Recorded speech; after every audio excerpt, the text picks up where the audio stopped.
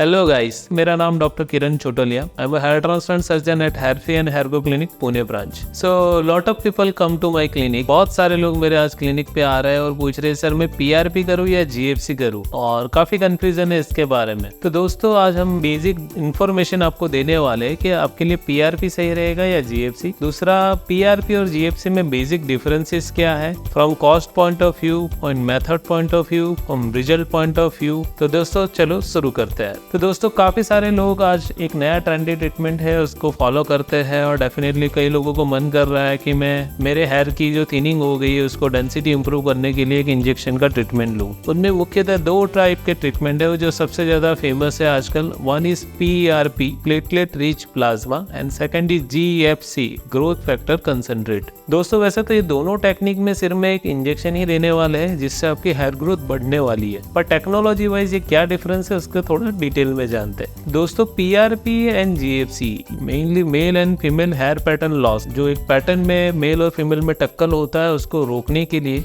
उसकी ग्रोथ को रिकवर करने के लिए, मींस रीग्रोथ करने के लिए, डेंसिटी बढ़ाने के लिए और स्टेबिलिटी बढ़ाने के लिए किया जाता है। इससे मेनली जो एरिया में बाल पतले हो गए, बेजान हो गए या इनएक्टिव हो गए उनको रीग्रोथ या रीएक्टिवेट किया जाता है। हर महीने में एक इंजेक्शन दिया जाता है वो पर्टिकुलर एरियाज में, और कुछ सेशन के बाद पेशेंट को एक वहाँ पे इम्प्रूवमेंट नजर आती है।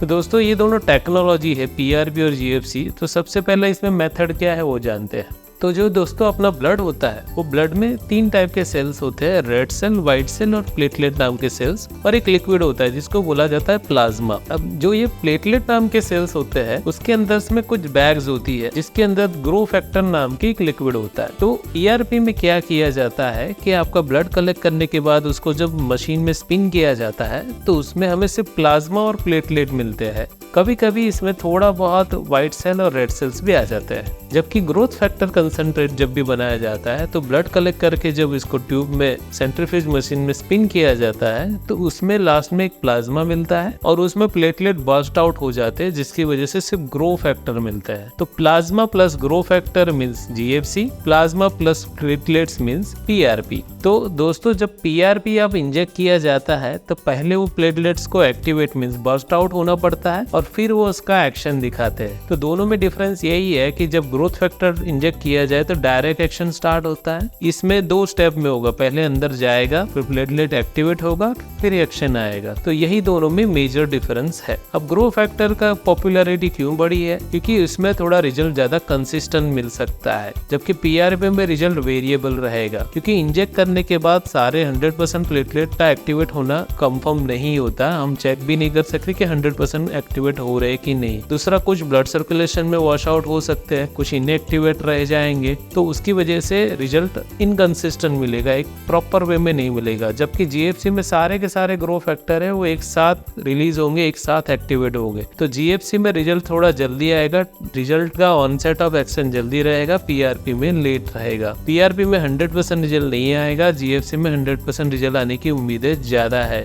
ओके, तो ये दोनों मेजर डिफरेंस है रिजल्ट वाइज। तीसरा, नंबर ऑफ पीआरपी सेशन ज्यादा लगेंगे। किसी को 3 या 5 सेशन में पीआरपी में रिजल्ट आएगा, जबकि ग्रोथ फैक्टर में शायद 2, 3 या 4 में रिजल्ट आ जाए। Means number of PRP session same result के लिए ज्यादा लग सकते हैं। Now next come to the cost. तो दोस्तों जीएफसी थोड़ा कॉस्टली टेक्नोलॉजी है क्योंकि इसकी जो ट्यूब्स आती है स्पेशलाइज वो थोड़ी महंगी आती है। अभी भी वो पेटेंटेड है तो उसकी कॉस्ट इसके लिए हाई है। पीआरपी की ट्यूब्स अभी मार्केट में बहुत ज्यादा अवेलेबल है, रेगुलरली प्रोसेस हो रहा है, तो बल्क बाइंग में वो सस्ती आती है। तो कोई भी क्लिनिक में जाओगे तो पीआरपी थोड़ा कम कॉस्ट में मिलेगा, जीएफसी थोड़ा ज्यादा कॉस्ट में मिलेगा। नेक्स्ट है साइड इफेक्ट। दोस्तों ऐसा देखा गया है और हमने भी और हमारे पेशेंट ने भी फील किया हुआ है कि जब भी पीआरपी इंजेक्ट करते हैं हल्का पेन ज्यादा होता है, बिकॉज उसमें कई बार सफेद व्हाइट सेल्स और रेड सेल्स भी होते हैं जिसकी वजह से इन्फ्लेमेशन और वो ट्रिगर होता है। जबकि ग्रोथ फैक्टर में वो सारी चीजें नहीं होती, वो जेल बेस्ड ट्यूब से सेपरेट हो जाते हैं, तो उसकी वजह से इसमें वो पेन वाला पोर्शन कम होता है। अगर आपको पेनफुल लगता है प्रोसेस करना, अगर आपको कॉस्ट अफोर्ड कर सकते हो तो आप जीएफसी जाइए,